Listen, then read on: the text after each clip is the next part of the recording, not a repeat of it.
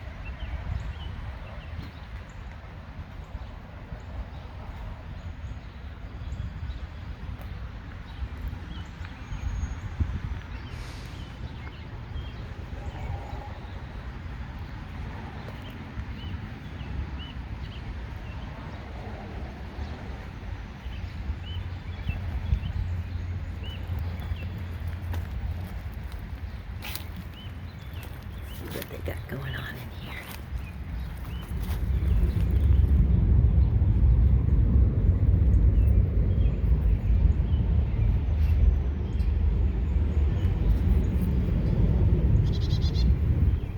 Looks like they're trying to clean out an area there for a nest. I hear you.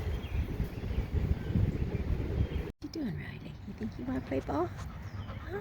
You're not very good at playing ball either. Scarlett doesn't play very well either. You guys, you usually get a toy. Gonna get your toy, Riley? Huh? You gonna get a toy? Uh-oh. Oh, shoot. It's the dummy ball. Okay. I got the ball.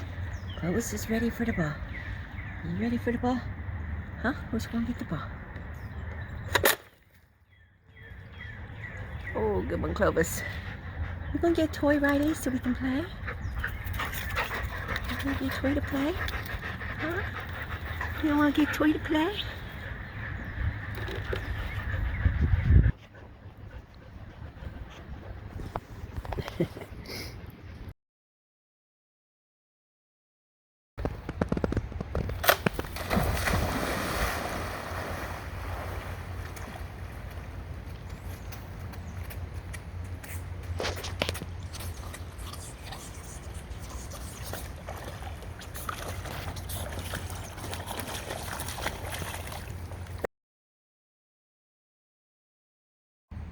There's a few more bottles I still have to put into the dishwasher and get cleaned up before I decide what I'm going to do with those.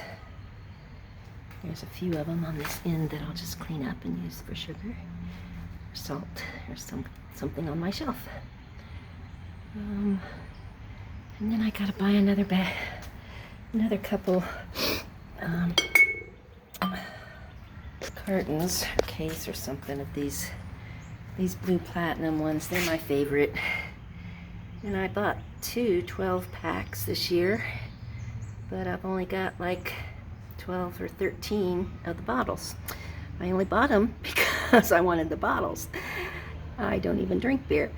So the ones I gave away to have people drink and give them back to me, I never got them back. And it's pretty expensive, and you can't buy those out in New Mexico. I couldn't find them in any of the stores in Taos. Maybe I'm wrong and I can find them this year, but otherwise I'm gonna have to take some back with me because they're my favorite. Well, I got my work cut out for me. I put a bunch of bottles in Jill's dishwasher. Since I'm still in Ohio, there's a dishwasher. And I got my grinder and my masks and everything all ready for me to get started. This is what I hold the bottle in when I cut them. Make a little thing there. And then these nicer ones, I will I'll just put corks in them and keep them, put labels on them, it says sugar or salt, stuff like that, and I'll keep them on my shelf. Hi guys. Okay, so I'm gonna do some bottles. I like to put tape around them first, because anytime you cut glass, whether it's a window or whatever, you should probably tape it so it doesn't crack. The other thing is, probably the best way to cut your bottles would be with a ceramic cutter, which kind of blows water on it while it cuts. I haven't bought one of those, and I saw somebody else just doing it with their grinders, so that's what I go for. So I'll show you how I do that. What else was it? So yeah, first I'm going to tape them, and then I'm going to grind some, and then I'll make a bottle brick, and then hopefully I'll get this posted. So let's put this in here and see if we can see what I'm doing. If I get this.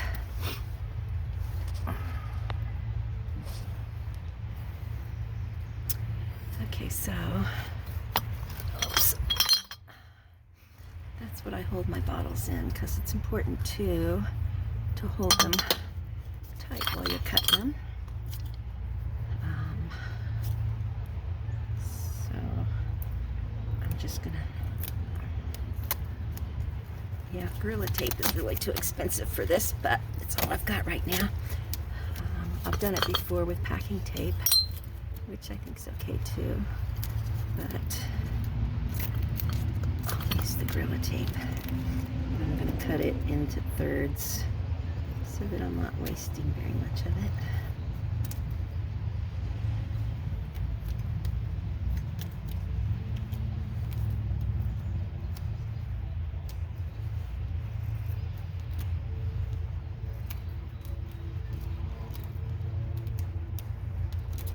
Oops.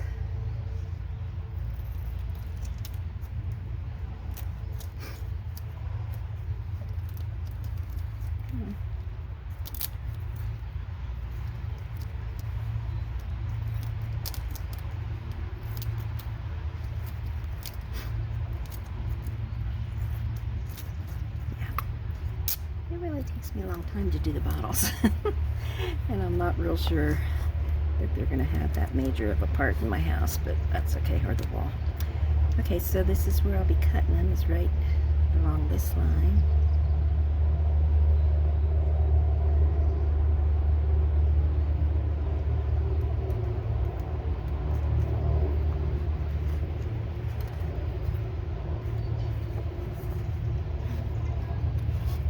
Oops. Usually I clean my bottles before I even start, but this time I'm just going to wait and clean them after I've cut them. Okay, so there's one with a little tape on it. It shows right where I need to cut, which is a good guideline. And then oh, I know, a lot of the bottles that people use are wine bottles, which are thicker. I really like these Bud Light Platinum Blue ones. So the beer or pop bottle or those other bottles, they're not as thick as the wine bottle. So they do have more of a tendency to crack. But that's why I'm going to this extra trouble, I guess. Not that, I mean, I can do them all right without taping, but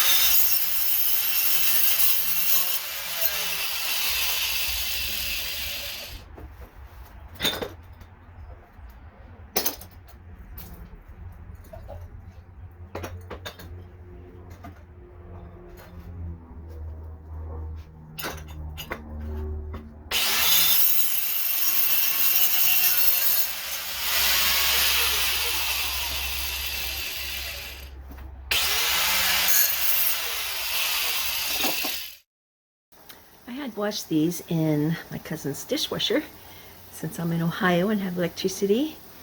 So they were clean, but then sitting out there getting grinded and all the dust getting on them, they got dirty, and it doesn't matter. They're going to get dirty when they get cement on them. But I'm going to go ahead and wash them again and get them all shiny before I make bricks out of them. So we're going to just put them in the sudsy water and wash them up. And the next shot you see, they'll be spotless. And then I'll make the bricks. Okay, so I've taped them.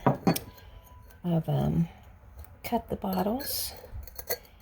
And I've washed them. Although usually I wash better than what these are. But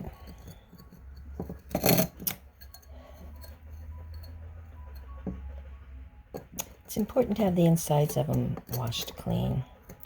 But the outside doesn't need to be as clean because you're going to have concrete and dirt on it anyway. But the insides are really important because the light shines through it and you want that reflection. And a lot of people put a clear bottle on one side and a colored bottle on the other side, so that when they put it in the wall, they put the clear side outside so the sun shines through and it gives the ultimate light on the other one. I do a little bit of both. Sometimes I do both colors. So we'll see what my design looks like when I start using them. But that's how you make your bottle bricks. Just put them together on a hard surface so that they come out more even. And put the tape on them.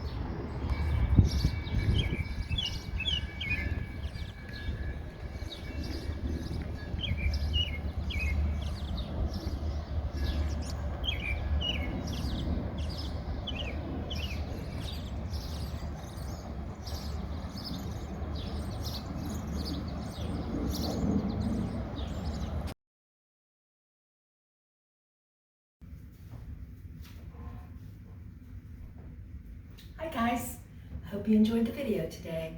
It was a little bit of bits and pieces, and hopefully I'll get out on the mountain and be able to do some real building soon.